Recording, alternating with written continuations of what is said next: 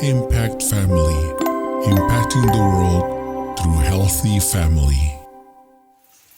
Selamat berjumpa saudara-saudara dalam renungan malam bagi keluarga dan shalom. Semoga saudara semua mendapatkan damai sejahtera dari Allah. Saudara, apa kabar? Saya harap saudara semuanya sudah siap mau merenungkan firman Tuhan ya. Beberapa hari ini kita belajar bahwa Tuhan Yesus sebelum terjun di dalam pelayanan dicobai oleh iblis. Ada 3 jenis cobaan pada waktu di padang gurun ya. Pada waktu Tuhan Yesus lapar, dicobainya ya supaya menjadikan batu menjadi roti. Tapi Tuhan Yesus mengatakan bahwa manusia hidup bukan hanya dari roti saja, melainkan dari firman Allah yang hidup. Nah, saudara, jadi kita supaya ingat ya, bahwa itu memang cobaan dasar bagi kita semuanya. Kalau kita lapar, kalau kita tidak ada makanan, biasanya mau nabrak sana, nabrak sini ya. Bukannya berdoa menunggu bagaimana Tuhan memberkati.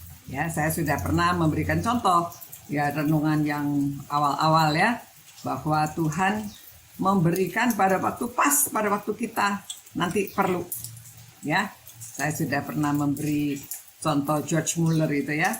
Dia walaupun tidak ada makanan tetap ditutup piringnya dan berdoa terima kasih sama Tuhan. Ada orang datang kirim makanan. Banyak ya saudara cerita, saya juga ceritakan pengalaman pekerjaan saya. Yang kedua, cobaannya adalah kita disuruh mencobai Tuhan. Ya, disuruh jatuh dari atas, nanti Tuhan akan sanggah Tuhan Yesus. Nah, Yesus tidak mau. Ya, Tuhan Yesus mengatakan jangan mencobai Allah. Jadi saudara, kita juga jangan mencobai Allah. Hati-hati, kita dilarang untuk berkerumun supaya tidak ada klaster baru. Jangan berkerumun. Karena dengan kerumunan walaupun kita berdoa, ya, kalau kita berkerumunan buktinya banyak kan di gereja-gereja di mana-mana itu orang mau pernikahan, mau wedding anniversary, masih tetap mau kumpul-kumpul. Ya, zaman ini mungkin sebaiknya dilakukan dengan cara sederhana dan tidak mewah-mewah, tidak berkumpul banyak orang ya, daripada kita menantang mencobai Tuhan. Ternyata bisa sakit juga ya.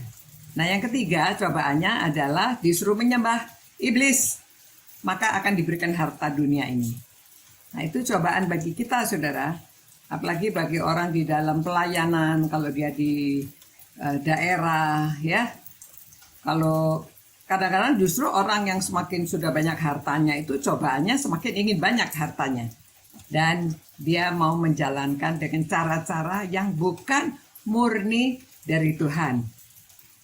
Dengan cara jalan pintas ya, akhirnya akan terjeblos ke penjara, akan memalukan ya, korupsi dan lain-lainnya. Begitu juga kadang-kadang ada juga gereja kan, ada hamba Tuhan juga yang sampai ditangkap ya karena melakukan manipulasi uang gereja ya demi kepentingan pribadi atau keluarganya. Jadi hati-hati ya, hamba Tuhan juga dicobai, orang-orang biasa, kita semuanya dicobai sama ya. Jadi carilah dahulu kerajaan Allah serta kebenarannya, maka semuanya akan ditambahkan kepadamu. Kita harusnya percaya dan perlu perjuangan dan perlu berpengalaman dengan Allah. Jangan mau sesuatu yang gampang saja. Tetapi hidup di dalam Tuhan ini kita juga harus berpengalaman dengan Dia.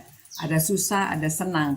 Bagaimana pada waktu susah, bagaimana kita mengatasi, baru kita bisa ada kesaksian-kesaksian dan memuliakan nama Tuhan. Ya, saudara-saudara, hati-hati dalam mengikut Tuhan Yesus menjadi anak-anak Tuhan. Kita juga masih tetap menghadapi cobaan-cobaan. Jadi kita harus banyak berdoa, lebih dekat hubungan dengan Tuhan. Mari kita berdoa. Tuhan, kami menyerahkan hidup kami ke dalam tangan-Mu Tuhan, supaya kami hidup benar lurus dengan Tuhan dan percaya penuh kepada Tuhan.